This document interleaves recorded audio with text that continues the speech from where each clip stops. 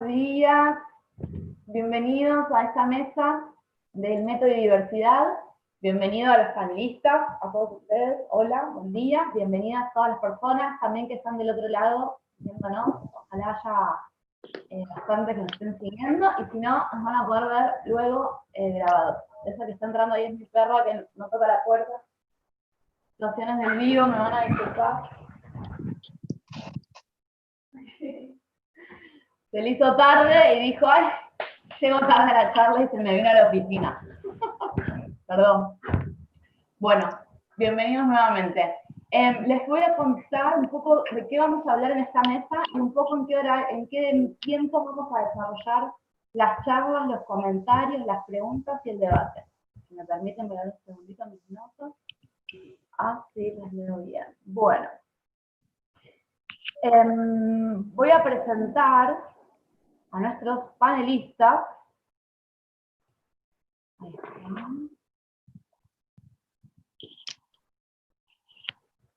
Y voy a mencionar qué ejes va a tratar esta mesa de diversidad.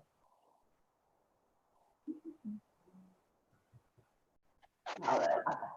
Bueno, vamos a tratar tres ejes, todos vinculados claramente desde la diversidad y desde el método y la mirada de Rodolfo Livingston.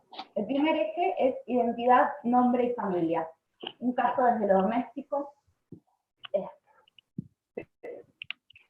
lo íntimo de armar un hogar, casa y familia. Nos comparte su experiencia Vinicius Campos, actor, periodista y cliente del estudio Livingston hace 6 años. Hola Vinicius, si querés sacar un segundito el micrófono, saludar y después presentar a los demás.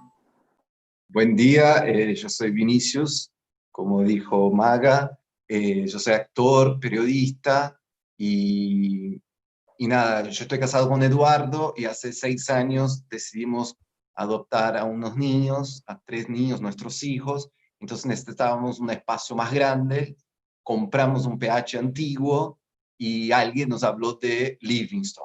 Y entonces... Vinicius, perdón, te interrumpo, quiero saludarlos a todos y después te doy así la palabra para que nos compartas la experiencia.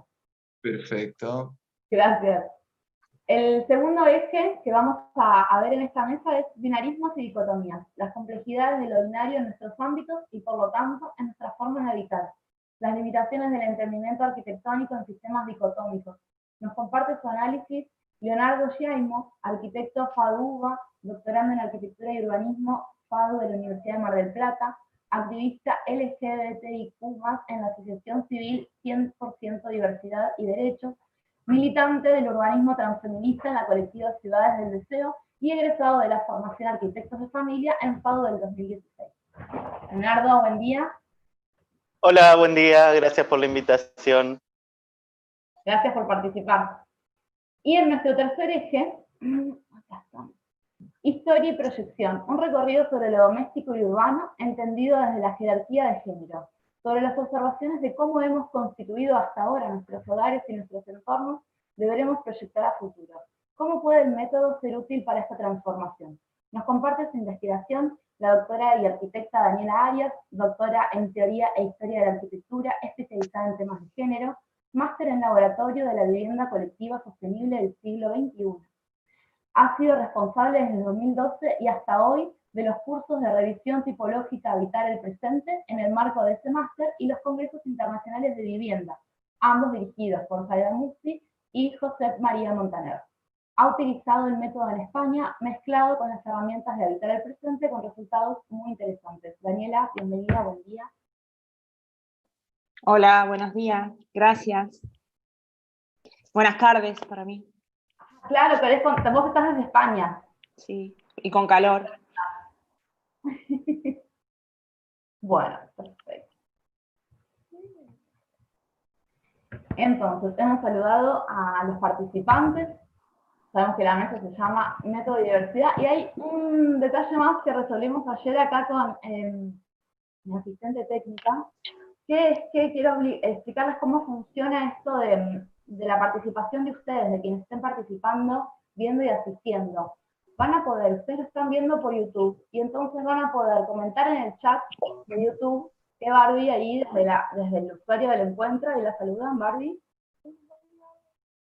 Barbie va a estar leyendo todo lo que ustedes escriban y nos va a estar transmitiendo esas preguntas a nosotros. Lo que yo quiero compartirles es que vamos a hablar primero por turnos, cortito, 3, 5 minutos cada uno contando un poco su eje y su experiencia.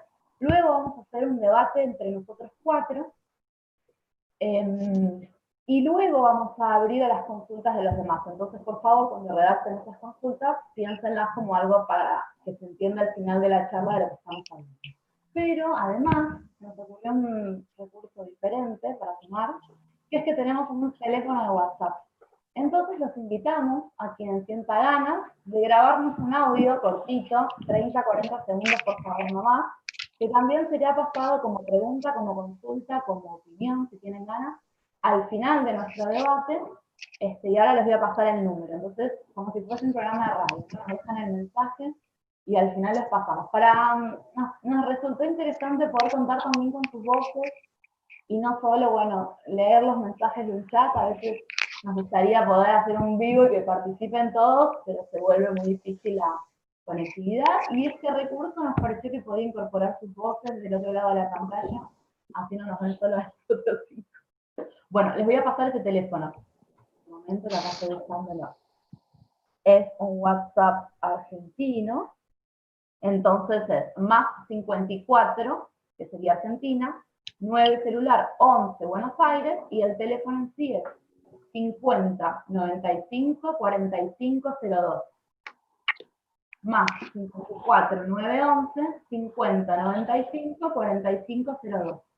En los mensajes, por favor, pongan sus nombres, así los saludamos, los reconocemos, si quieren de dónde son, o son clientes, son profesionales, colegas, consultores, lo que quieran. Bueno, me voy a tomar un traguito de té.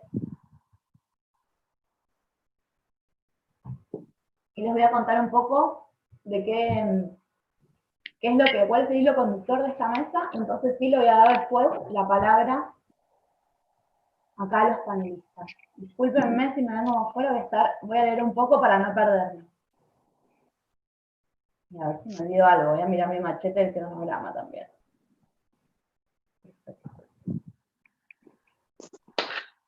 Bueno, bienvenidos. La mesa se llama claramente el método y la diversidad. Me gustaría primero referirme justamente a este nombre, ya que dimos muchísimas vueltas con los participantes. Desde los feminismos y las luchas por la libre expresión de nuestras identidades, hemos sentido infinitas veces la necesidad de nombrarnos, de ponerle palabras a lo que nos pasa, a lo que somos, a lo que queremos, y de nombrar nuestras particularidades. Sin embargo, muchas veces ese estandarte de visibilidad que fue esa palabra, ese nombre, cuelga luego como un mote segregador. Resulta a veces finalmente un consolidador de la norma hegemónica que se intentaba transgredir. Algunos ejemplos para aclarar dentro de la temática: matrimonio igualitario, literatura de autoras, personas de género no binarias. Resulta necesario nombrar esas palabras para visibilizar la problemática y entonces poder atenderla. Pero el objetivo unificador de todas estas luchas es la integración de posibilidades, de derechos, de recursos. Equidad en todas sus formas, para todas las personas. Entonces, volviendo al nombre de la mesa, le dimos muchas vueltas buscando no estigmatizar nuestra temática y no dejar de visibilizarla. Nuestra temática entonces es la diversidad. Nos aproximamos con una mirada de género, pero nos vimos interpelados por muchos más aspectos, paralelos y transversales, y entonces entendimos el rol del método en esta área. El feminismo nos aporta el marco teórico de una práctica que, sin proponérselo, Rodolfo fue consolidando con el método, intentando entenderle a cada familia, a cada individuo dentro de esa familia, su importancia, entendiendo que somos parte de un todo mucho más amplio. Entonces nuestros panelistas nos van a compartir relatos de arquitectura, del método y de diversidad, desde la experiencia, desde el habitar, desde lo que hemos ido construyendo juntos.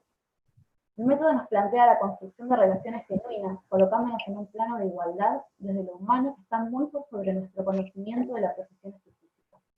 Nos plantea el cuidado de las relaciones interpersonales, con la familia, personas y con colegas y constructores.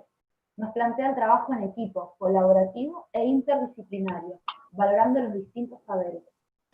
citando a Rodolfo, que no debe faltar para nada en estos días. Todo el tiempo encontramos problemas de viviendas mal resueltas. Redundan en familias infelices e insatisfechas, que padecen la vivienda y no la disfrutan. Por consiguiente, las actividades que han de realizarse en ella no se realizan plenamente. Por ejemplo, padres con un mal descanso afectados por sus propios ruidos molestos. Hijos que no pueden concentrarse en sus estudios por no contar con un espacio y equipamientos adecuados. Entonces, problema pospuesto no es problema resuelto. Alguien ha de encargarse de ello, y los arquitectos de familia son agentes importantes en esta tarea. Rescato de este texto el atender a la particularidad, la necesidad de las personas, de las situaciones. El paradigma del método es la diversidad por medio de la herramienta de la escucha atenta, la escucha activa, herramienta tan elogiada por todos los que la practicamos. Y es por este motivo el método un recurso tan valioso en la práctica de nuestra disciplina para quienes elegimos aprender, entre otras, las cuestiones de ciencia.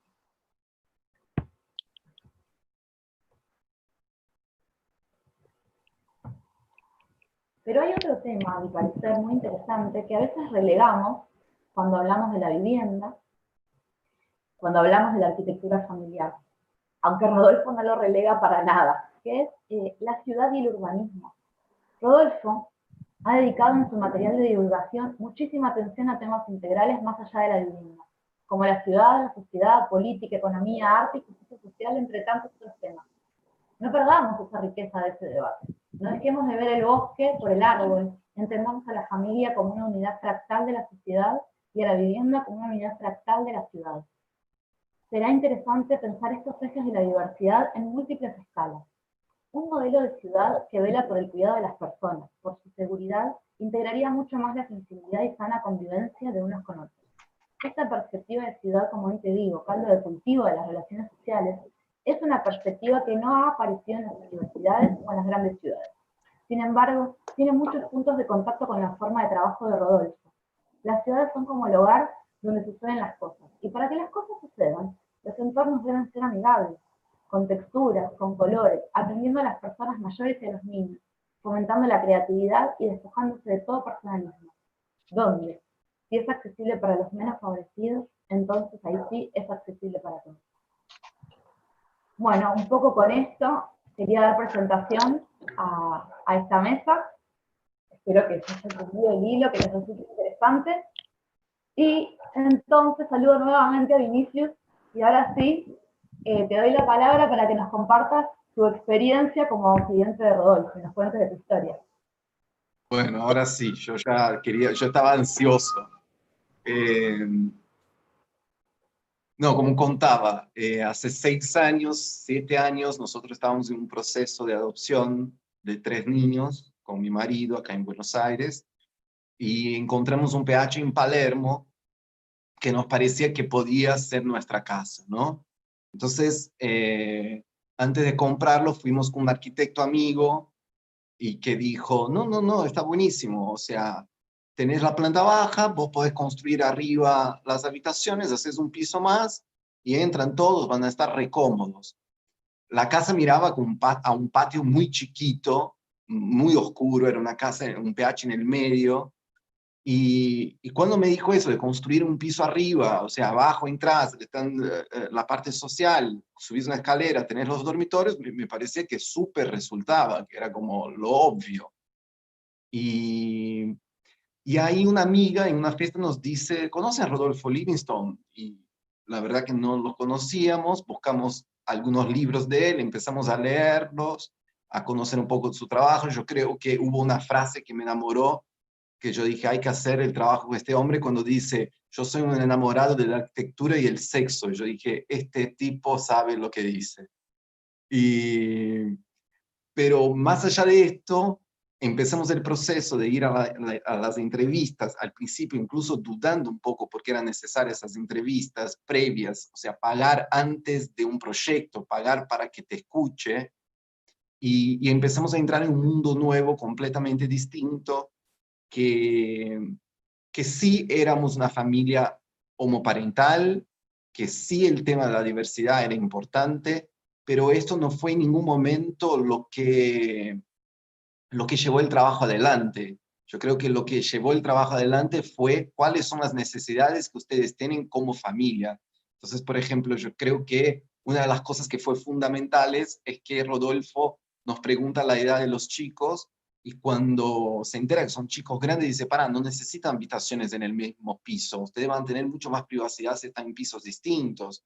Eh, Movió toda la casa, o sea, la parte social la mandó arriba para que tengamos más luz, porque íbamos a estar más tiempo en living, comedor, y mandó las habitaciones de los chicos abajo. Derrumbó 2 habitaciones para hacer un jardín donde no existía uno, para cambiar la orientación en la entrada de luz. Le dio una importancia enorme a la cocina porque a mi marido le gusta cocinar. Entonces, fuimos la primera familia homoparental que Rodolfo hizo la casa, proyectó la casa, y eso lo entusiasmaba también, o sea, fue el proyecto varias veces, había un espíritu de novedad, pero yo creo que la gran diferencia no fue la diversidad, porque, son 2 hombres y hay que hacer una casa distinta porque son 2 hombres, pero, a ver, ¿quiénes son como familia? ¿Cuáles son sus necesidades específicas? ¿Qué quieren los chicos? Los chicos mandaban dibujo, participaron del proceso. Entonces, yo creo que diversidad familiar, diversidad en arquitectura y diversidad en todo. Yo escribo libros para niños donde mis personajes son siempre diversos y trabajo mucho con el tema de la diversidad en la infancia.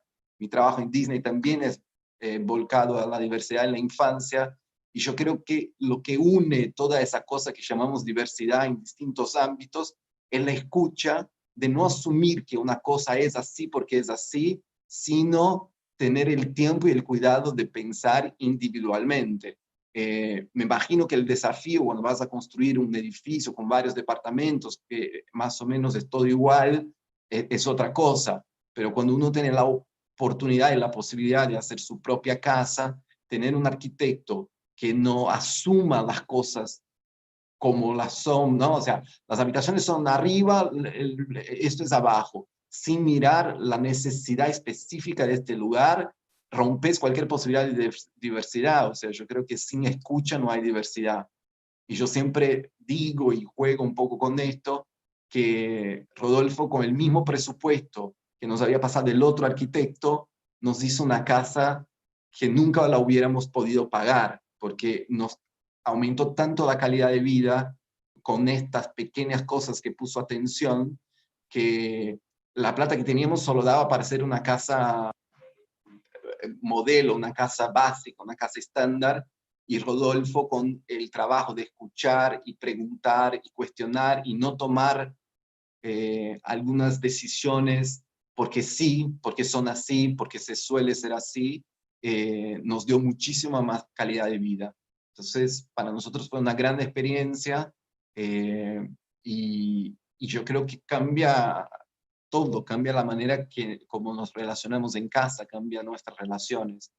Eh, Más que eso no puedo aportar, fue mi primera vez en relación con un arquitecto, la primera vez que construyo una casa, pero estoy muy feliz de haber caído en un proceso así de escucha, porque esto, o sea, nos resolvió las cuestiones que necesitábamos resolver eh, sin decidir antes, sin tomar, ¿no? Como tomar por sentado que son 2 hombres, entonces necesitan un lugar para bailar y hacer fiestas con un globo de luces, porque o una sala de maquillaje y pelo, pero no era nuestro caso. Entonces, el escuchar para mí hizo toda la diferencia.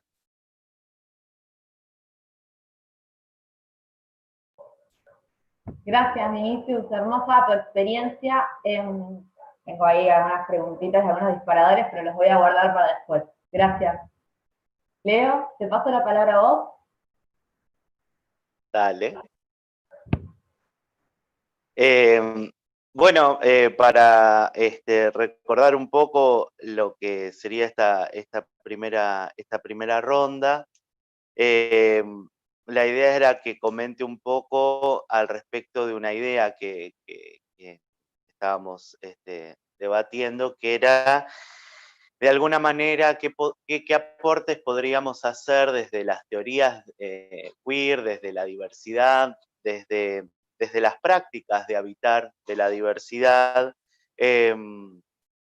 como para correr algunas categorías en lo que hacen a la práctica y a la práctica en todo sentido, a lo proyectual y a lo material de nuestra profesión. E inclusive en esta variedad de recursos que tiene la profesión. Voy a tratar de centrarme en algo que aporte a este contexto, en el sentido que vengo últimamente desde la academia, y entiendo que estos espacios de intercambio son súper interesantes porque tampoco podemos quedarnos solamente en la academia. Si la profesión se desliga del territorio y se queda en la teoría, no le hace ningún bien a nadie. Así que bueno, agradecido por la oportunidad también, porque no es un tema recurrente. Quizás sí lo es en este último tiempo, las palabras desde los feminismos, y me parece súper interesante que sigamos cruzando miradas. A ver, para ordenarme, comienzo a trabajar el cruce entre mi profesión y mi identidad cuando me acerco a un espacio que se llama Ciudad del Deseo, en donde trabajamos con la perspectiva del urbanismo transfeminista, es decir, un urbanismo que aporte desde la perspectiva feminista sin exclusión de las identidades trans. Entonces ahí empiezo a cuestionar un poco no solo nuestro rol, sino también a la ciudad en sí, a la ciudad que habitamos, cosa que por ahí antes no percibía, porque de alguna manera, por más que me identifique como parte de la comunidad LGBT, por ser gay, por haber transitado gran parte de mi vida dentro de esa migración de las identidades heterosexuales, es decir, corrido de lo que se espera, empiezo a tomar un poco de conciencia de lo que implica la experiencia urbana. Y es diferencial. ¿Por qué? Porque quienes viven en la ciudad de Buenos Aires se habrán encontrado con estos espacios que son como unos que les llaman zapitos, ¿no? Esos espacios que son peatonales pero pasan por debajo de una vía ferroviaria. Es decir, es un espacio oscuro, profundo, que de por sí genera cierta sensación de inseguridad. Lo empiezo a atravesar y de repente me hace siento cierta revelación de que no era lo mismo si lo transitaba solo que si lo transitaba con mi marido. Es decir, la situación de expresar mi orientación sexual en el espacio público me ponía en riesgo. Y eso no es una sensación solamente, hay muchas estadísticas, hay mucho registro de que la expresión de la orientación sexual o una identidad de género disidente, es decir, una persona que debería ser hombre o mujer, como si fueran las dos únicas categorías existentes, transita el espacio público y ese simple transitar con su ser lo pone en riesgo. Y lo pone en riesgo por una realidad de poder sufrir ataques, de poder ser violentada, etc. Entonces, ahí empecé a ligarme con posturas desde los feminismos que estaban ya trabajando estos temas de violencias en el espacio público hace mucho tiempo ya. Y empezar a entender que entonces la experiencia urbana no es la misma para todos. Y en ese sentido, de alguna manera, inclusive, podríamos llegar a afirmar de alguna manera que la ciudad no es para todos. Y la ciudad la hace su arquitectura. Entonces, empezar a ligar estos temas nos llevaban a, hacer otras lecturas de las categorías. Y yendo propiamente a lo de los binarismos, estamos haciendo un ejercicio comunitario, inclusive hasta global en algún momento, que es el aislamiento social preventivo y obligatorio, por lo menos así se lo ha llamado la estrategia de salud contra el COVID en Argentina. Y resulta que nos encontrábamos en nuestro balcón, tenemos el privilegio con mi marido de tener un balcón grande, soleado, a una avenida, lo cual nos permitió sostener el aislamiento de mejor manera. Y bueno, habitamos mucho ese balcón, cosa que por ahí no lo hacíamos anteriormente, y así también nuestros vecinos, con lo cual de repente nos estábamos mirando mutuamente todo el tiempo. Y nuestra forma de habitar, nuestra afectividad, nuestra familia, de repente se vio expuesta. En un balcón que ya empezaba a transgredir esa barrera público-privada, que siempre lo ha hecho el balcón, pero esta vez tenía una componente simbólica. Es decir, había casi como una cuestión de irradiación, de una pequeña marchita del orgullo constante, en donde se visibilizaba otras formas de habitar, o por lo menos otras familias, otros tipos de familias, hacia el espacio público, desde un espacio privado que perdía esa condición de privado en el sentido de la exposición. Y estas categorías son binarias, ¿no? Siempre atraviesan nuestra profesión, y no, digo, lo proyectual, bueno, recién Vinicius lo comentaba, ¿no? Esto de el sector público de la casa, el sector social, el sector más privado de las habitaciones, dónde van. Creo que está bueno identificar que primero este comentario, ¿no? De que está bueno mencionar, no tenemos necesidades especiales por nuestra orientación sexual o identidad de género a la hora de habitar.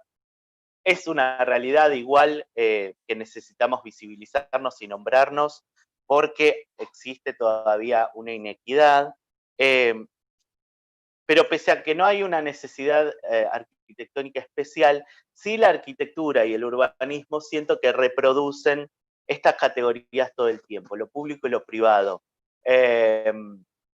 lo productivo, lo reproductivo, bueno, etcétera. Digamos, hay una cantidad de situaciones como esta que está sucediendo ahora, en donde mi gato quiere atravesar la pantalla, porque básicamente estamos compartiendo nuestra intimidad. Entonces, en ese contexto me gustaba la idea de proponer revisar las categorías, que inclusive también el propio contexto de aislamiento lo ha hecho. Maga, cortame o avísame, porque siento que estoy extendiéndome. Redondeo si no. A ver, la propuesta es esa. Digo, el aislamiento nos ha... 2 minutos. Bueno, el aislamiento para mí también ha sido un ejercicio de empatía. ¿Qué digo? Nos han aislado a todos.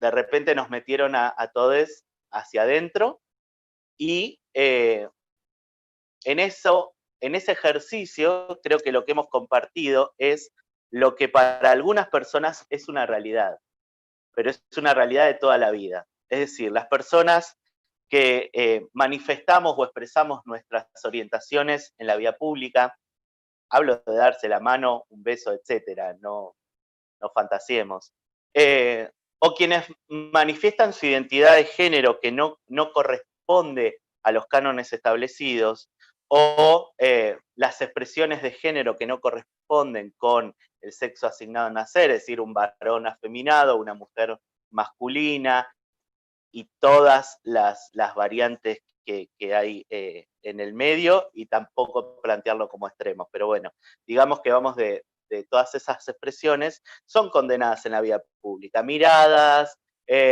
burlas, insultos, violencias, asesinatos. Digo, llegamos a esos extremos, entonces tampoco es liviano. Y al ser condenadas y sabernos condenados y condenadas y condenadas en la vía pública, la evitamos. Entonces, sistemáticamente hemos sido expulsados de la vía pública. Bueno, hoy lo podemos percibir todas las personas, entonces lo propongo también como un ejercicio. Empaticemos y volvamos a esta propuesta de la nueva normalidad. Y un poco más allá de lo político, ese volver mejores.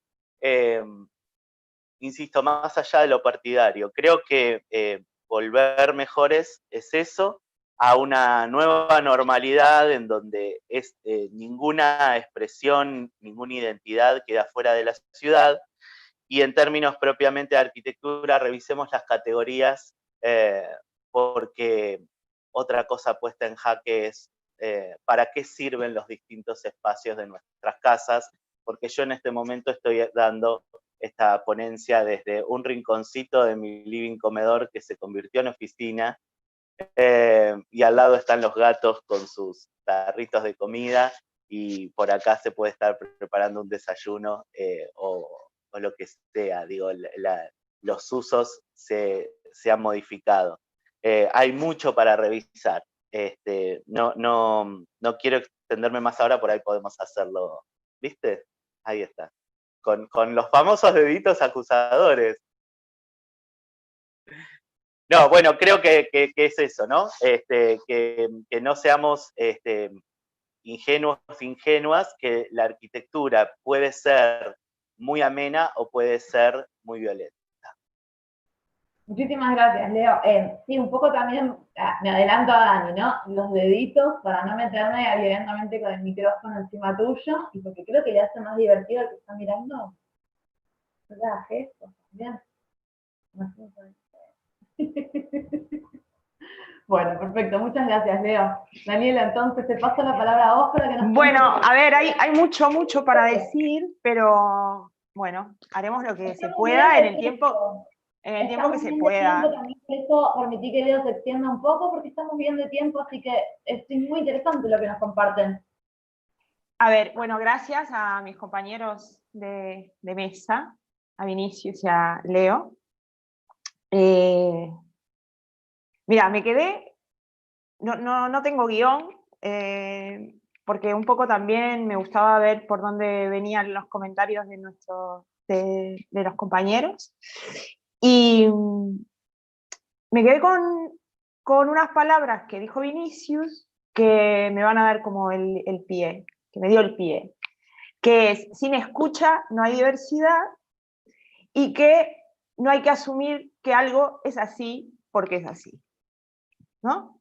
Y entonces esto llevado un poco al campo, llevado al campo, digamos, de la arquitectura y la ciudad. Para empezar hay que entender que la realidad es diferenciada, la realidad no es neutra, no es universal. Aunque nos hayan querido hacer entender por todos los medios y nos hayan bombardeado con historias y con imágenes de que hay un único modelo, no es así. Eso es no asumir que algo es así porque es así, o porque alguien lo dice, ¿no? Entonces, para empezar, si la vivienda, las casas, son o siguen siendo ese lugar desde donde vamos a mirar el mundo, ¿no? Porque ahí nos desarrollamos y ahí nos relacionamos con otras personas, ¿no? Y la vivienda, la casa, el hogar, debería de garantizar, por una parte, ese correcto desarrollo de la vida grupal y también individual. Y cuando digo grupal, no quiero decir que un grupo de convivencia tenga que ser grupo, o sea, yo soy mi familia, o sea, vivo sola y soy mi familia. Pero desde mi sitio, desde mi refugio, yo me proyecto y me relaciono con otras personas. Y como las personas somos diversas, ¿no? También habitamos de manera diversa. Entonces hay un tema con la vivienda que tiene que ver con la complejidad. Porque nuestras vidas no son tan simples como una parte de la historia de la arquitectura nos ha hecho creer, digamos, o se ha difundido con el tema del funcionalismo. No hacemos 4 cosas en nuestras casas, ¿no? O 5, o 10, no. Es un tejido, es una red de acciones, reacciones, actividades, mutaciones, relaciones.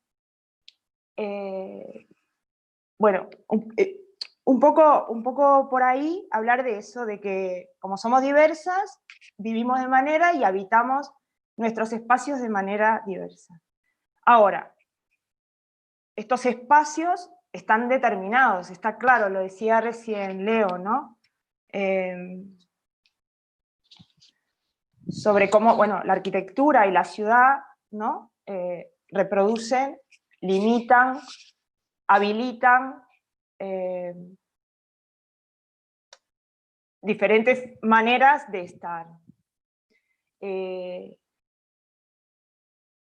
estar en el mundo con nosotras mismas y estar en el mundo en interacción, no solo con las otras personas, sino con el ambiente también, ¿no?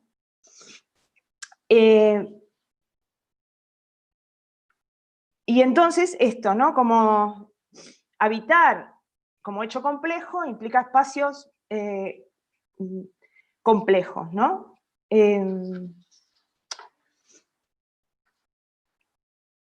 A su vez, bueno, un poco, apenas como un esbozo de la historia, ¿no? Porque hoy, ¿qué pasa? Conocemos la vivienda, ¿no? Como esta evolución, ¿no? Hay una evolución que viene desde el siglo XIX para justamente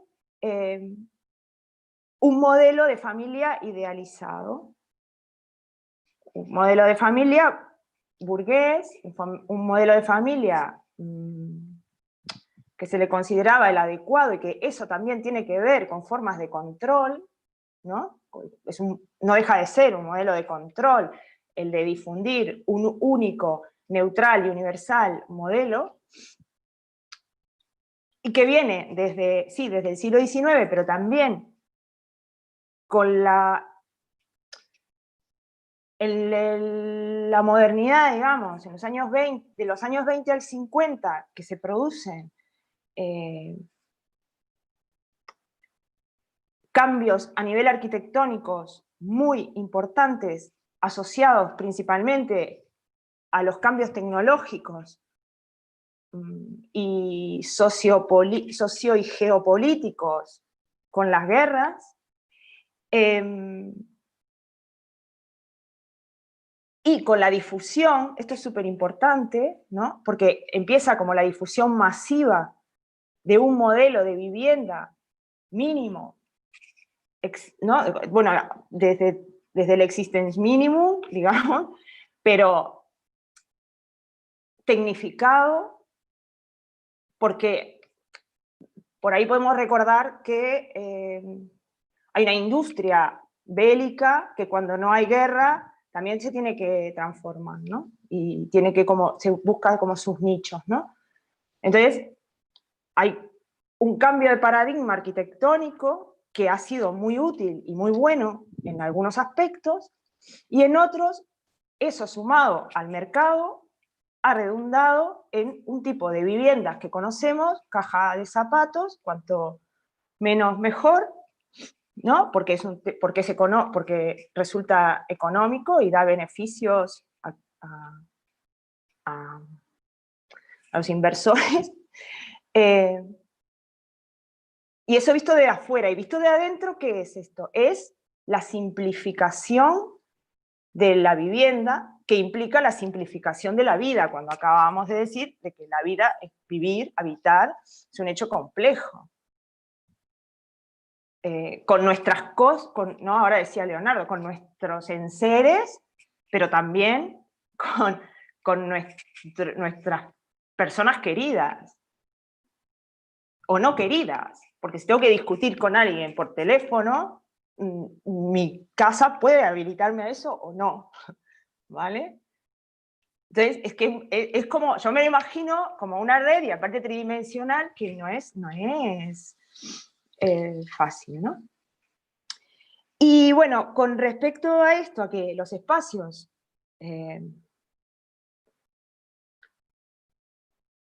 determinan quién pertenece a qué sitio, digamos, ¿no? Porque al final condicionan con respecto a esta historia que no ha sido de esta manera toda la vida, o sea, desde el comienzo de la historia no ha sido así, pero se asigna, o sea, el espacio asigna roles, lugares, sitios, ¿no? Entonces, claro, desde un punto de vista de los roles de género asignados, también lo mencionaba Leonardo, estos roles de género en el caso de las mujeres, en su principio, como estaban asociadas a la maternidad, se asociaba a quien cuidaba. Y quien cuidaba se asociaba a un espacio interior. Entonces, esta dicotomía pública-privada, la pública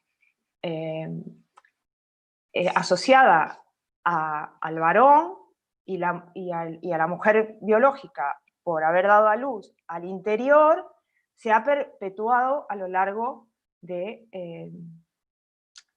toda la historia, ¿no? O sea, es verdad que en la Edad Media, que esto depende mucho de la clase, o sea, porque también hay que tener cuidado cuando hablamos de la evolución de la vivienda en la historia, de qué vivienda estamos hablando, ¿no? O sea, porque también, claro, se reproducen modelos que no eran los únicos. Y bueno, y esta dicotomía del trabajo productivo y el trabajo reproductivo, asociado el trabajo reproductivo al tema de los cuidados, que en general no son remunerados, en general no son remunerados, si los haces para tu grupo, digamos, y el trabajo productivo, que se supone que es el que se hacía fuera de casa, ha generado como esta diferenciación entre el interior y el exterior, lo íntimo, se ha confundido lo íntimo con lo doméstico, y acá es donde también puede entrar el tema de la ciudad, ¿no? Porque una vez que se externalizan también algunos servicios, como es la educación o la salud, que antes formaban parte de la vivienda, ¿qué pasa? ¿Pasa algo raro? Porque es como ¿se externaliza el cocinar también? No. Más allá de que hay muchas experiencias, sobre todo de mujeres en el siglo XIX, que proponen modelos distintos de habitar, ¿no? Sobre todo de cocinas y de cuestiones comunitarias. ¿Qué más? Bueno, esto, ¿no? Que decía Vinicius, de que sin la escucha no hay diversidad. Esto también tiene que ver con un tema de participación y qué pasa en la ciudad como en la propia vivienda. Si todos pudiéramos participar una participación real de lo que necesitamos, ¿no? Y porque claro, ahí entra vuelve a ser complejo el tema de quiénes son actrices y actores, ¿no? Para llegar a acuerdos, ¿no? Más allá de los mecanismos que pueden ser políticos, siempre debería de estar, ¿no? Pero tanto en lo urbano como en el modelo habitacional, ¿no? Tanto en la ciudadanía como en la familia, el tema, o sea, la cosa más básica de ser escuchada, o escuchades, es un tema como fundamental.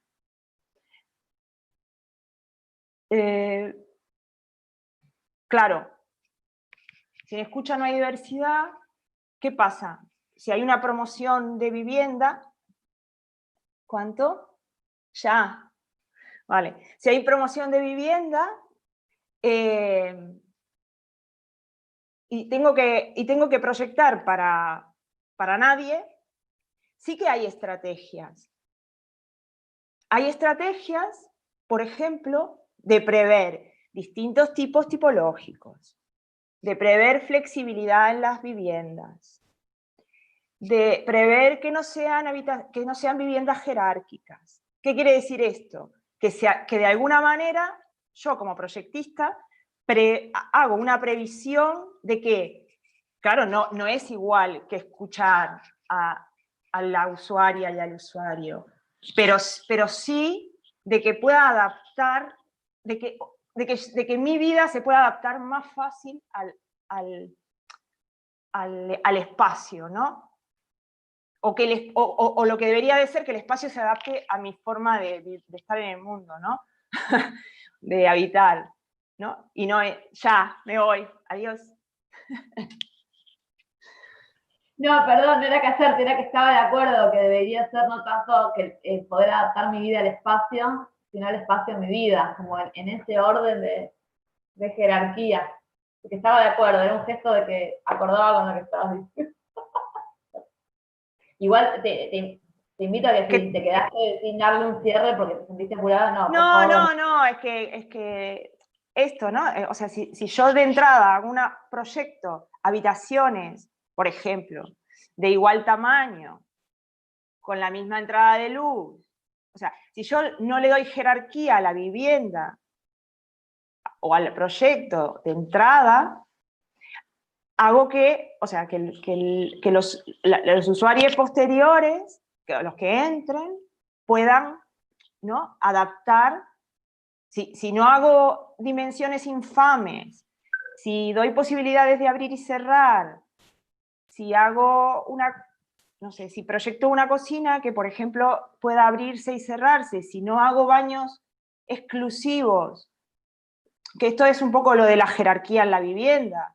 ¿Qué es una vivienda sin género? Una vivienda que no replique jerarquías, que no tenga un dormitorio más grande que otro, que tenga espacios habitables con luz y sol y ventilación iguales, que no haya usos exclusivos de baños y de agua, porque entre otras cosas. Te voy a responder yo aprovechando que tengo el micrófono abierto, pero aprovecho y los invito también a Leo y a Vinicius a que abran sus micrófonos para que conversemos los cuatro.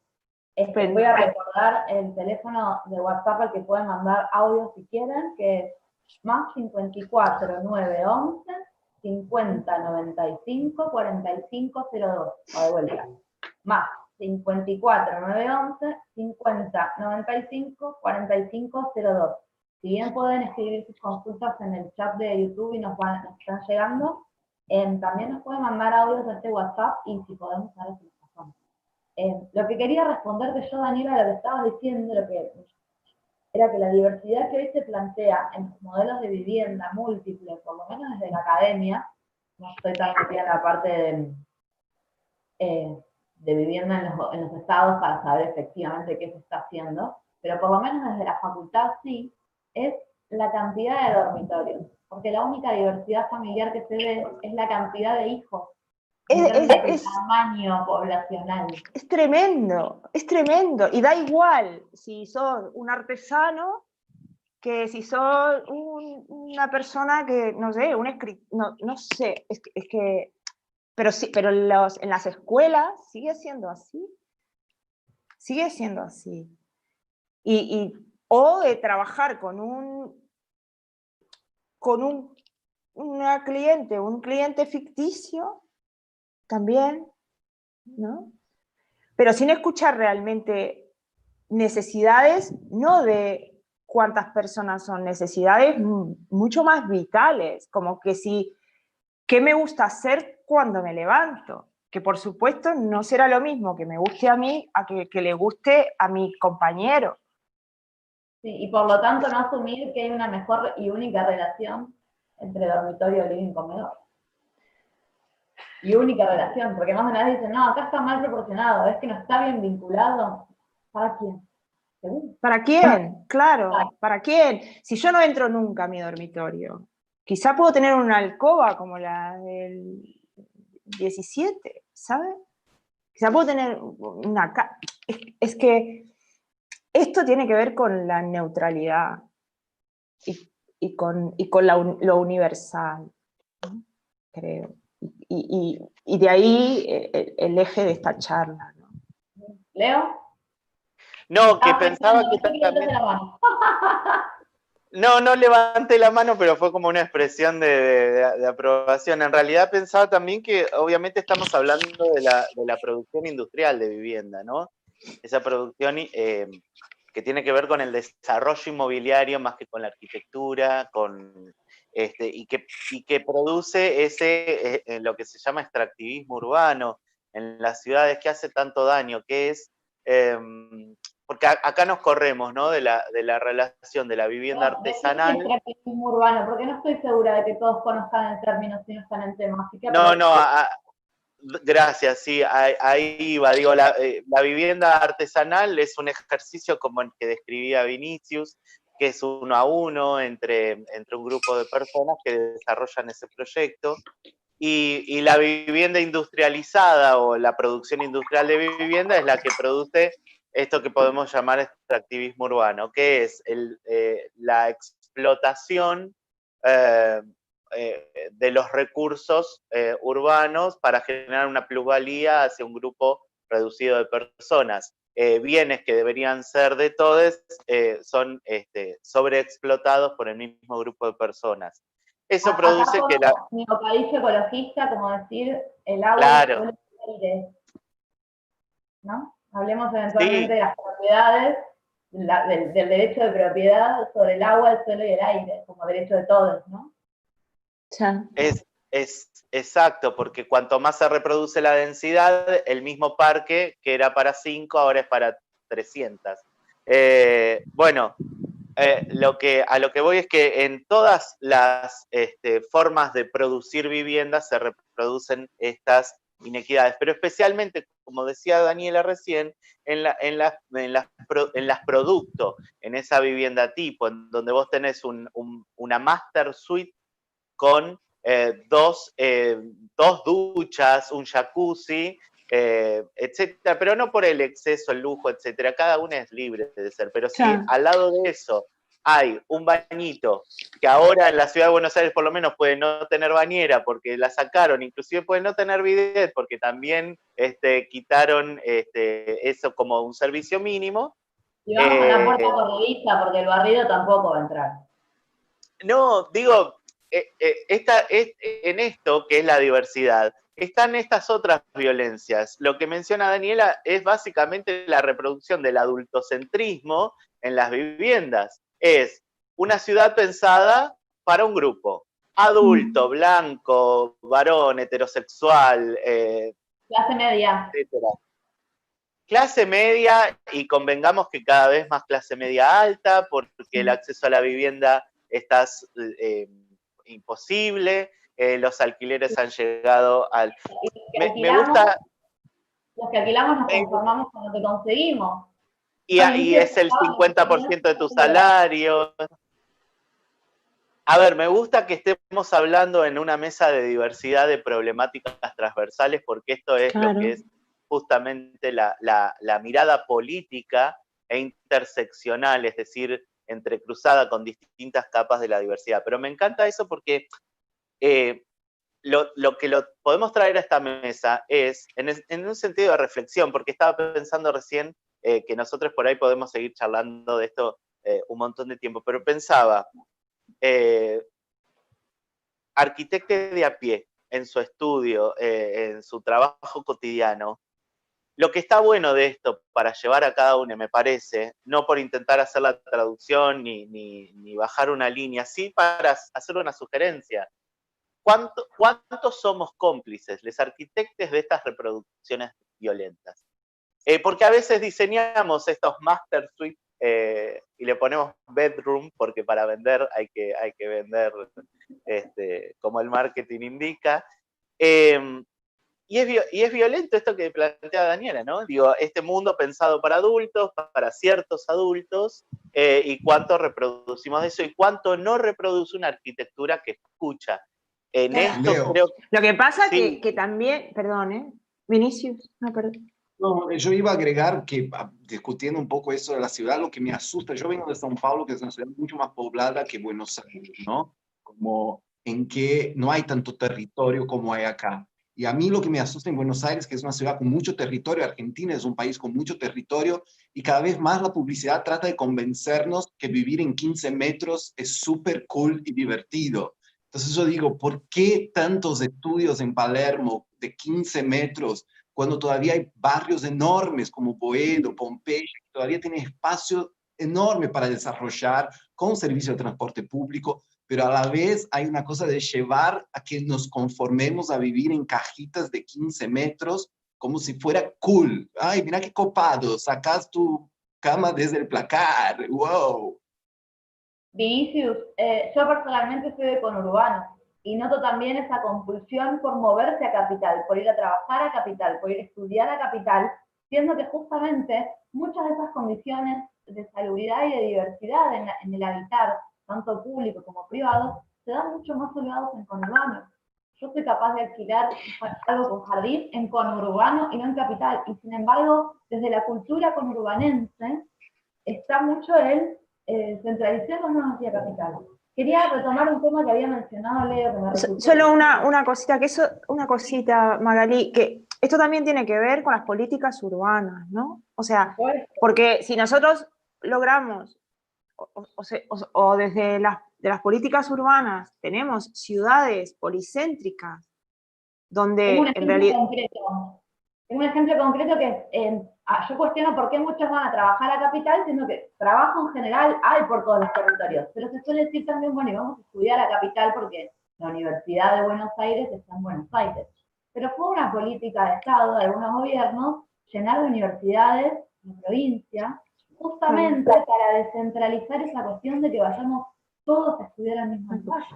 Exacto, yo no te digo que extiendas la ciudad, o sea, que extender la ciudad tampoco es lo suyo, pero densificar donde ya, como decía Vinicius, hay servicios, infraestructura,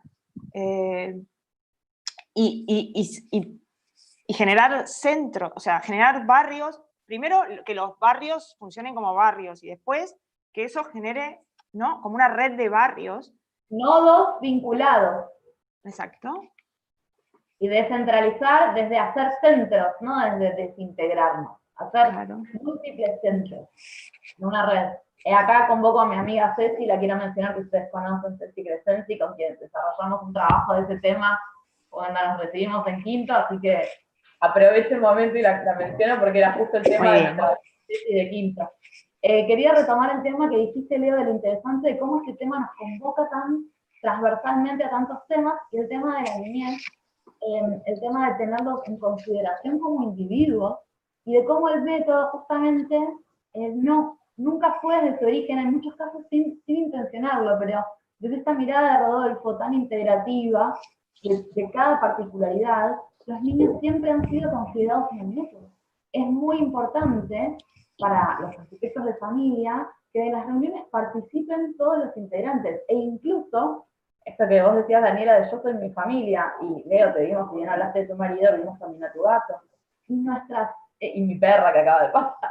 Nuestras mascotas también son nuestras familias, y si bien no vamos a dialogar con el perro y gato, sí podemos ver cómo interactúan. Digo, yo como arquitecta capaz no puedo dialogar con el tuyo como cliente, ¿no? Como factura, pero sí puedo ver cómo interactúan, sí puedo tenerlo en cuenta, porque es uno de los seres que convive y que conforma tu familia. Y los chicos nosotros necesitamos hablar y preguntar. Ahora le quiero dar la palabra a Vinicius que nos mande un poco de esos dibujos que sé que nos compartió un poco en el privado, pero a mí personalmente me pasó a atender en muchas familias con hijos adolescentes o grandes, donde lo que los padres piensan que los hijos piensan, O que necesitan. que necesitan, ¿no? Proyectamos, no, porque mi hijo lo que necesita es un cuarto que tenga esto, esto y aquello. Y la voz de esos chicos, de cómo esos chicos van a entender no solamente su espacio tipo su dormitorio, sino las prácticas familiares, cómo la familia se reconoce, de escucharse, de verse a través de la voz y la mirada de sus propios hijos en este proceso de crear un hogar en conjunto. Y es en conjunto, teniendo estos individuos, niños, gatitos, perritos, en consideración, o flotantes, ¿no? Abuelas que vienen seguido, hijos que no se quedan siempre a dormir, pero son nuestros núcleos familiares. Vinicius, ¿querés contarnos de los proyectos, de cómo tus chicos participaron del proyecto? Sí, y de cómo me equivoqué feamente en este tema, porque yo toda mi niñez compartí habitación con mi hermano, siendo que yo tenía una relación muchísimo mejor con mi hermana. Hubiera sido muchísimo más fácil compartir con mi hermana que con mi hermano, porque nos llevábamos mejor. Pero había esa cosa de varones por un lado, nena por otro. Entonces, habían 2 habitaciones disponibles para los hijos en casa, había 2, una era para nosotros, una para ella. Cuando hago nuestra casa, nosotros teníamos una habitación grande con un baño y 2 habitaciones más chicas que compartían un baño. Y salí con el mismo prejuicio con el cual me educaron y puse los 2 varones en el fondo compartiendo un baño y la nena solita. Y resulta que ella no está feliz porque ella se lleva mucho mejor con el hermano más chico y mi hijo del medio necesita mucho más individualidad. De hecho, ahora ellos están pensando en intercambiarse de habitación porque él prefiere estar solo y ella prefiere estar acompañada. O sea, no tiene ningún sentido lo que hicimos. Pero eso, también somos educados a reproducir eso. Es nena, va a querer privacidad, va a querer un baño solo para ella, ¡dum!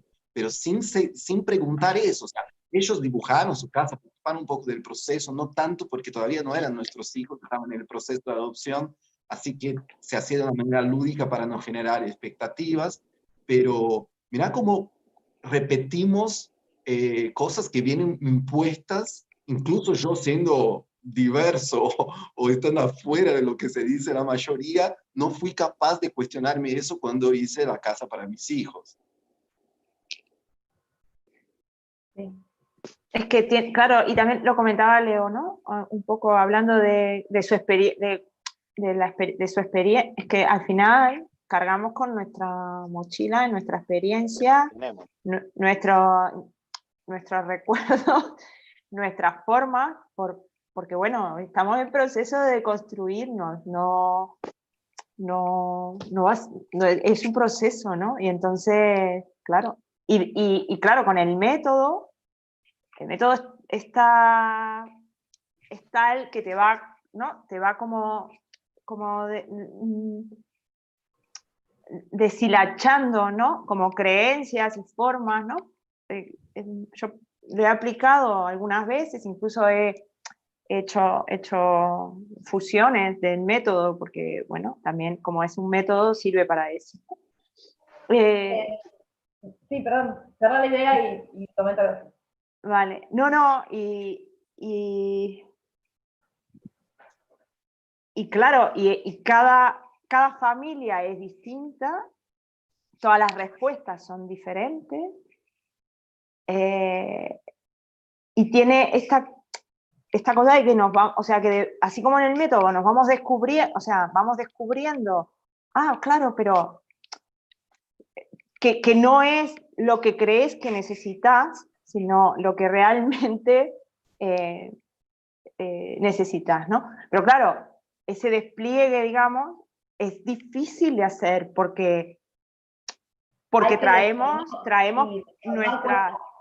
nuestros prejuicios, nuestras respuestas a soluciones, porque creemos que son las únicas, y entonces, bueno, pasa eso, pero no pasa nada. Los chicos son la niña y el niño, ya lo van a solucionar tranquilamente. No, y son nuestros espejos, nos cuentan, nos muestran cosas que no hubiésemos visto de nosotros mismos. Me quiero quedar con dos reflexiones de todo lo que se ha dicho para pasar a los mensajes, que es, justamente tiene que ver con la actitud que nos paramos los arquitectos de familia que practicamos el método, que uno es el nivel personal, ¿no? En esto de permitirnos ser individuos humanos que nos abrimos a entender la diversidad de las personas como personas, más allá de como clientes. Antes de como clientes, como personas, como decía Vinicius, porque yo tengo que romper mis propios prejuicios para poder ver la diversidad del otro, en tanto humano, en tanto familia, en tanto persona, primero como individuo.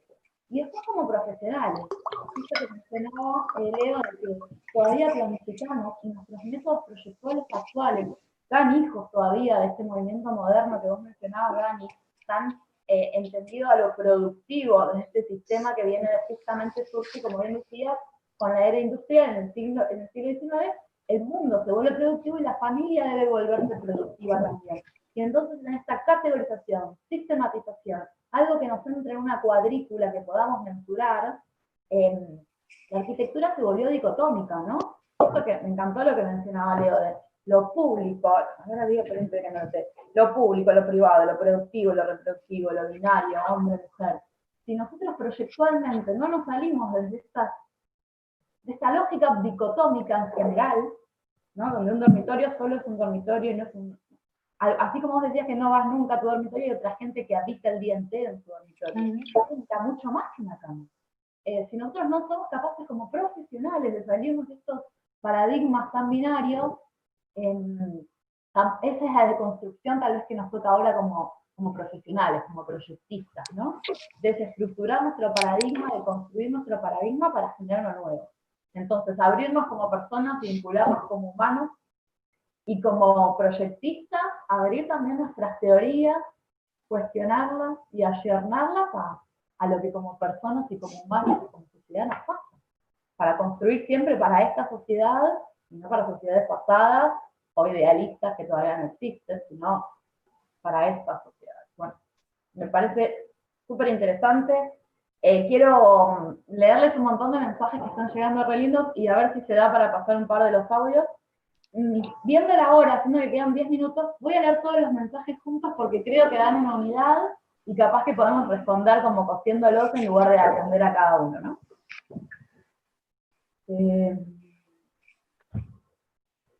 Perdonen si pronuncio mal algún apellido. Noelia Erniuk dice que a veces no nos dan tiempo a mostrar otras propuestas. ¿Cómo maneja el método estas circunstancias? Ella es profesional y nos pregunta cómo como arquitectos manejamos esto de mostrarle eso que decía Vinicius, de a veces no me deja, a mí no se me hubiese ocurrido otra cosa. Ella como arquitecto siente que a veces los clientes no permiten mostrar otras propuestas.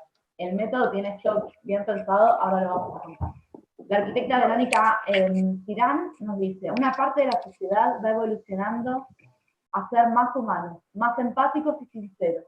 Creo que el aislamiento ha facilitado este sinceramiento al mostrarnos sin maquillaje. Un poco de lo que compartía Leo de estas experiencias nuevas, de la nueva normalidad. A ver si esto sale. David de Buenos Aires nos manda un audio. A ver, vamos a ver si lo conseguimos.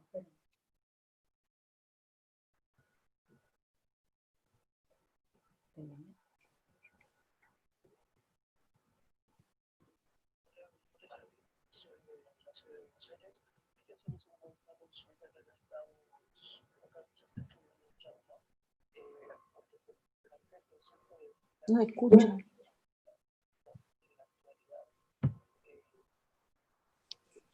Estaba muy bajito, a ver si lo puedo poner más alto. Esperen que capaz se lo puedo reproducir acá desde la computadora misma, se escucha mejor. Esperen.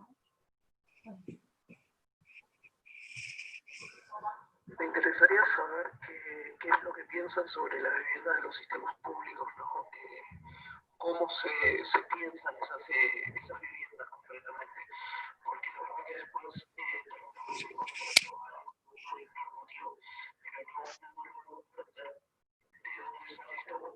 por qué se diseña de esa manera y cómo podría ser un poco más amigable hacia todas las personas complicadas, etc. Bueno, por si no se escuchó tan bien, que soy yo con mi celular y mi computadora compartiendo todo, Nos pregunta por la planta tipo, por qué se esquematiza tanto la planta tipo y cómo deberíamos encarar como profesionales esto y qué deberíamos alterar o modificar o sostener de la planta tipo. Quedan un par de mensajes más. Gabriela Chay nos dice, en todas las ponencias se escucha un genuino vínculo con las palabras, la expresión vital puesta en acto conjugado de diversidad. Me siento en casa. Buenísimo. A ver, un audio más, a ver si sale, ¿eh? Atención todos. Me interesaría saber qué es lo que piensan sobre la vivienda de los sistemas públicos, ¿no? Cómo se piensan esas viviendas concretamente, porque la verdad que después tenemos el contrato algo muy normativo, pero no entender de dónde sale esto, por qué se diseña de esa manera, y cómo podría ser un poco más amigable hacia las personas, comunicables, etc. Nah. Creo que pasé el mismo audio, ¿puede ser? Sí, es el mismo audio. sí, Hola, mi nombre pero es ahora Daniel, lo escuché. soy de Buenos Aires. Quería hacer una consulta que acá se está escribiendo en el chat, ¿no? Porque se plantea el concepto de planta tipo de familia tipo en la actualidad.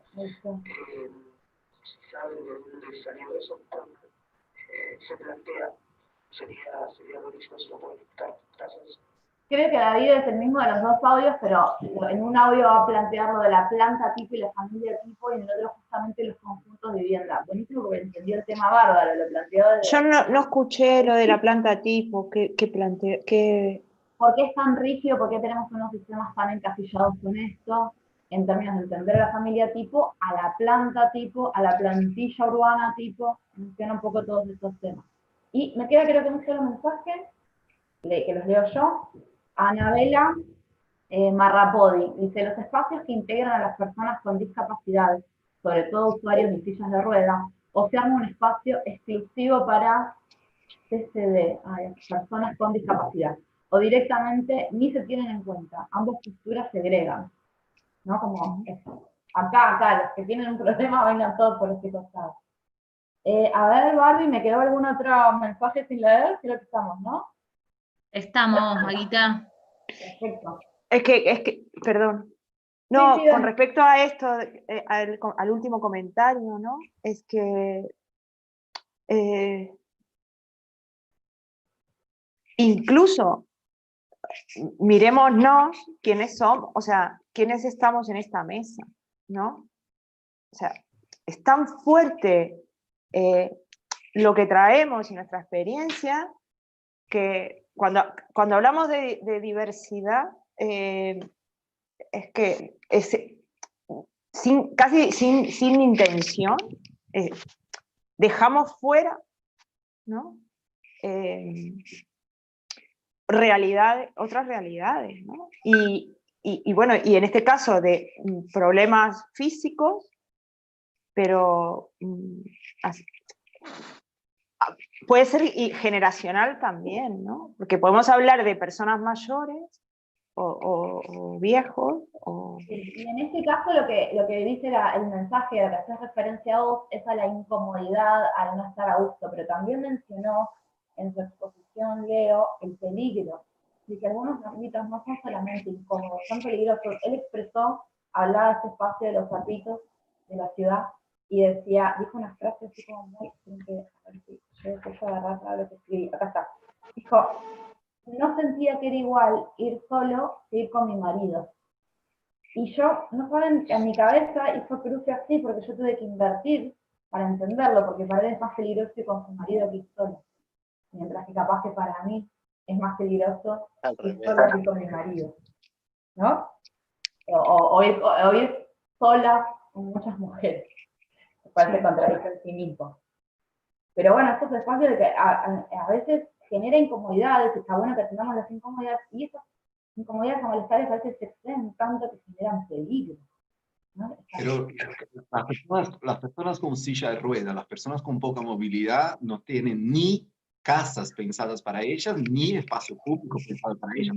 Nada está pensado para que vos te puedas manejar en una ciudad con una silla de ruedas, que podría ser perfecto. Mi suegra estaba en una época silla de ruedas, estaba perfecta de la vida, pero no podía tener una vida porque el ascensor del edificio no estaba preparado, el edificio no estaba preparado, la Claro. calle no estaba preparada, el micro no estaba preparado, nada estaba preparado para recibir a esa persona. Y no está preparado y tampoco, claro, cuando hablamos de accesibilidad, claro, pensamos enseguida en una silla de ruedas, pero si mañana nos partimos una pierna o tenemos que caminar 300 metros con 3 niñas y niños y 4 bolsas de compra, Y el tampoco está cochecito. preparado. Claro, ¿no? Y España Leo, sentís, ¿vas a ¿vos sentís que España tiene el espacio público más preparado para esto? ¿Es una Sí. realidad que ustedes viendo? Sí, sí. Depende de los sitios porque al final, y esto lo puedo enganchar con lo de la vivienda pública y la planta tipo, hay un tema de recursos, voluntad política, y con lo de la planta tipo o por qué la vivienda pública no es más amigable, hay un tema de normativa que también limita, de normativa de materiales y normativa de composición? de metraje, claro. Sí, ¿por qué? Porque no puede ser de obligado cumplimiento que toda vivienda tenga un exterior propio, un espacio exterior propio, ¿no? Porque es menos rentable, supongo, ¿no? Porque no cuenta como área construida, o cuenta una vez y media, no sé, cada país o comunidad o ciudad también tiene sus propias leyes, ¿no? Pero claro, como las leyes siempre van por detrás. Perdón, Leo, te habías quedado con alguna frase ahí por decir. Yo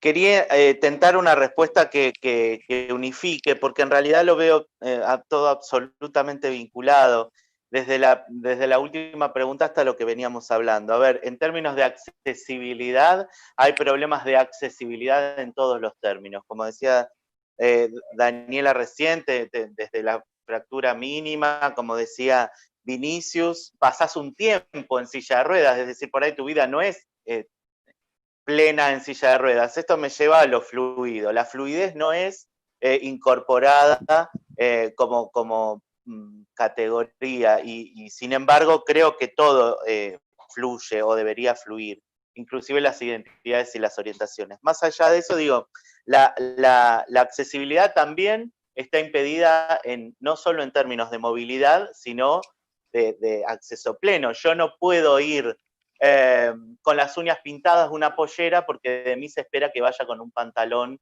y la barba recortada. Es decir, la accesibilidad tiene una lectura muy amplia. En ese sentido, algo que me quedó ahí de lo que decía Vinicius antes es que somos criados heterosexuales y cisgénero, es decir, nos asignan un sexo y ahí se asume todo lo demás. Y como una categoría estanca. Y si no es errado, sos vos. ¿Cómo? Si te sentís así, está bien, y si no, el errado, el equivocado, el desviado, el enfermo, es uno que no se adapta a la norma. Es que es lo que se espera de uno. Lo que se espera de uno es eso. Lo decía Daniela recién, y cómo es esa influencia en la vida de las personas que la habitan como mujeres, arquitectas, bueno, son como categorías, pero para no tratar de desviarnos tanto, pensaba eso, ¿no? Y la planta tipo tiene que ver con eso. Hay un tipo, estamos tipificados y tipificadas y tipificades. Entonces las cosas se organizan de una manera porque nuestra vida se espera de una manera. Se espera que las nenas duermen con las nenas, los nenes con los nenes. Lo cual resulta muy contradictorio después porque no quieren que los nenes durmamos con los nenes después. Pero bueno, más allá del chiste, esa es otra cuestión, que es que lo personal es político y resulta que hay una exclusión que nos lleva a lo que hagan entre 4 paredes. Ahora resulta que esas 4 paredes ni siquiera nos permiten diseñarlas. Con lo cual las prohibiciones y la saturación va por todos lados. Y en ese sentido, de lo tipológico, la vivienda pública es la más tipológica y violenta de todas.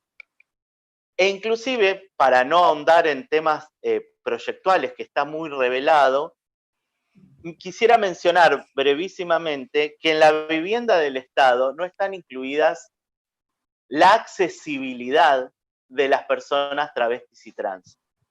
Las personas travestis y trans tienen una situación habitacional que, si la crisis para el resto de la población es alta, para las travestis es altísima, para les trans es altísima, y dadas las condiciones estructurales a las que son arrojadas y arrojadas estas personas, que tienen que ver con otro tema que hablamos, que es el adultocentrismo, es esta realidad de que las personas trans entre los 8 y 13 años manifiestan su identidad y a partir de ahí hay una expulsión sistemática de los hogares. ¿A dónde son arrojadas? A la calle. La calle trae las problemáticas que podemos imaginar, y si no, hay muchísima información al respecto, y en nuestro país, por suerte, hoy se está debatiendo una ley de cupo laboral travesti trans. Y yo creo que, más allá de que el cupo sea una herramienta discutible, en la vivienda pública debería haber también un cupo para personas travestis y trans, y es algo en lo que también hay una mirada desde la diversidad hacia la producción de vivienda y nuestra profesión. Creo que un poquito esto era vincular, y el único, si tengo un segundo más... Me parece muy importante lo que estás diciendo. No lo tenemos, pero así que exprimilo, porque me parece muy importante que lo digas igual. Hablamos antes de una seguridad de vivir en ciertos lugares, y hay otras lecturas. Las personas travestis y trans migran casi naturalmente de su cuerpo y de todos los demás territorios. Las personas travestis y trans migran porque en las ciudades se encuentran un anonimato que les permite vivir mejor. Entonces, fíjense cómo las lecturas de la ciudad son totalmente distintas para cada una.